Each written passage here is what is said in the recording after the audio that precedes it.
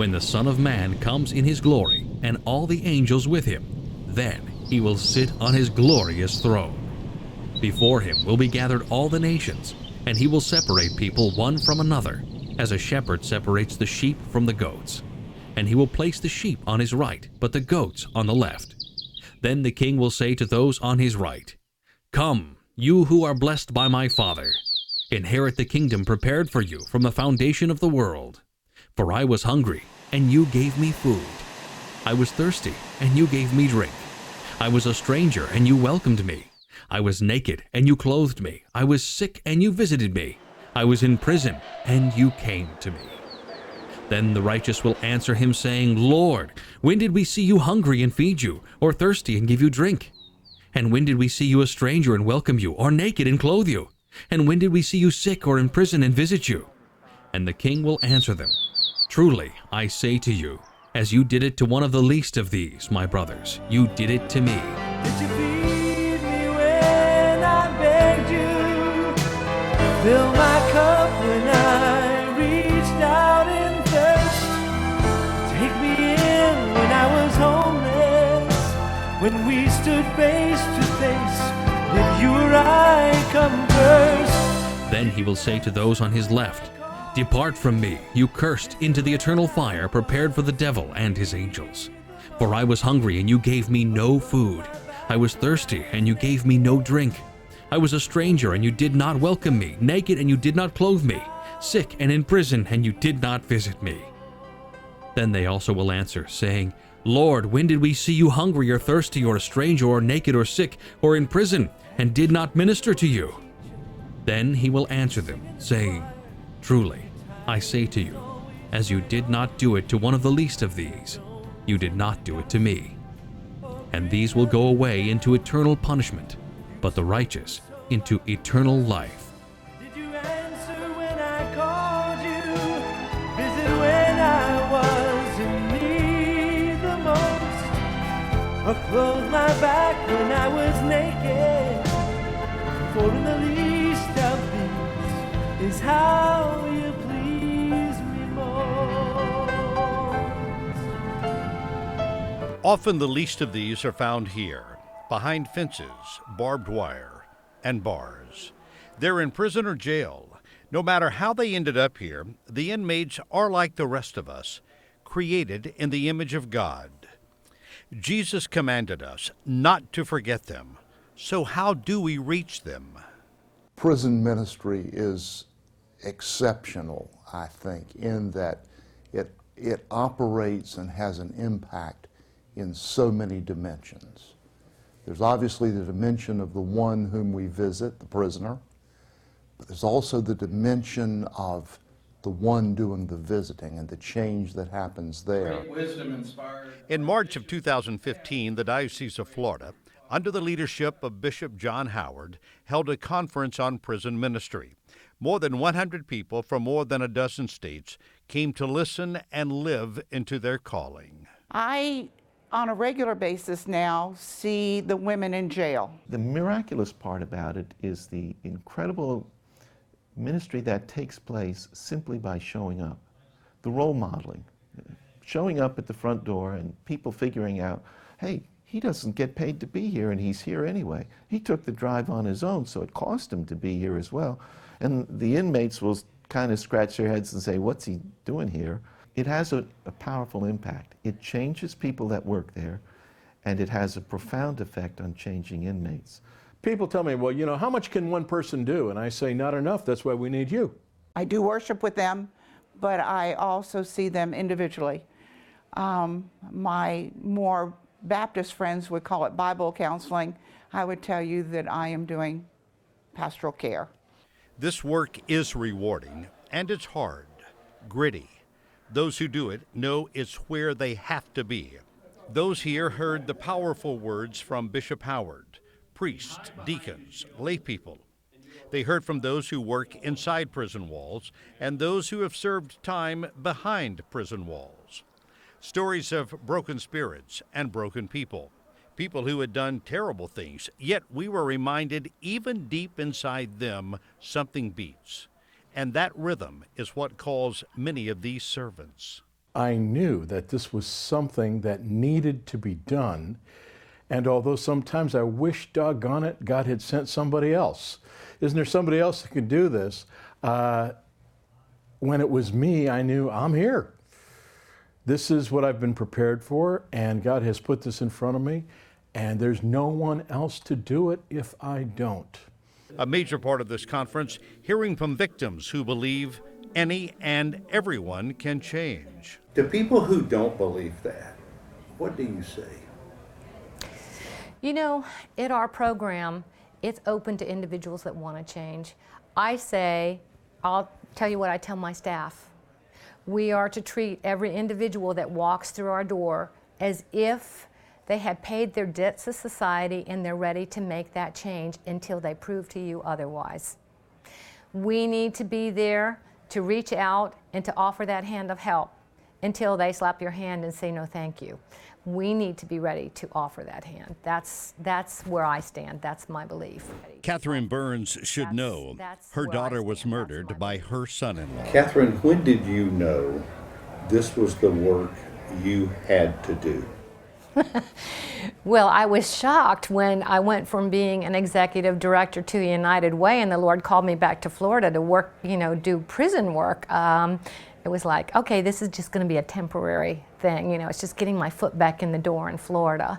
And that was 23 years ago. Yes. I would say the point in which I knew I could never turn back is when I begged the Lord to take this ministry from me because I wasn't healed. And He spoke to my heart that if I trusted Him, He would carry me through this tough time and that He would use me in a way that would make a difference. And once I surrendered my will to His will, I was fine. And that was probably right after Sue's funeral. Let us give thanks to the Lord our God. It is right. And this power makes up part of the vision for prison ministry of this bishop. This power also speaks to the Diocese of Florida's commitment to prison ministry, some of the most profound work in the Episcopal Church. This is the fence surrounding Wakulla. Home to some 3,500 inmates, it is the largest character and faith-based prison in the country and served by the Diocese of Florida. Its doors never close, never. And through those doors walks this man, the Reverend Allison DeFore. We have a faith community here. We have a church in the classic sense. We don't have buildings, we don't have money, we don't have anything except a community of faith. His calling is crystal clear. Well, the directions are pretty explicit. Matthew 25 basically says we're going to hell if we don't do this sort of thing. So, and it's rather detailed, and it isn't me, it's Jesus talking. Many of these men began their road to a new redemption by walking into a gathering created by the Diocese of Florida. So I went to the Episcopal service, and here comes this short little man in there, and he walked over to me, and he looked me in the eye and said, "Good morning, brother. I love you in the Lord." And he said, "Let's worship together." And so we did. And when he got up to preach that morning, he just spoke directly into my heart. And he talked about the love of God, the forgiveness of God. And he just spoke it right into my heart. He would come in and he'd only speak a few minutes. The service, didn't last long. When it came to his sermon, his habit is he hits one main point, and that's it. He doesn't speak a long time, at least in prison. He doesn't speak a long time, but he comes in and there's one main point that he uses to grab you with. And it's very effective because you leave with that principle. Rather than, preaching for 30 minutes and then you're kind of wondering what he said, he hits you with one main shot, very gently, but very penetrating. And each week I'd reflect upon it, during the week, what he had shared. And this was God's time, to feed into me. And he was feeding into me through him on a weekly basis. And that's when the turn began. That's where the turn began. Bishop John Howard understands some feel called to prison ministry, yet doubt they can do the work. They don't know where to begin. And while he identifies with that person, he also wants to remind them prison ministry changed his life. you are exactly right.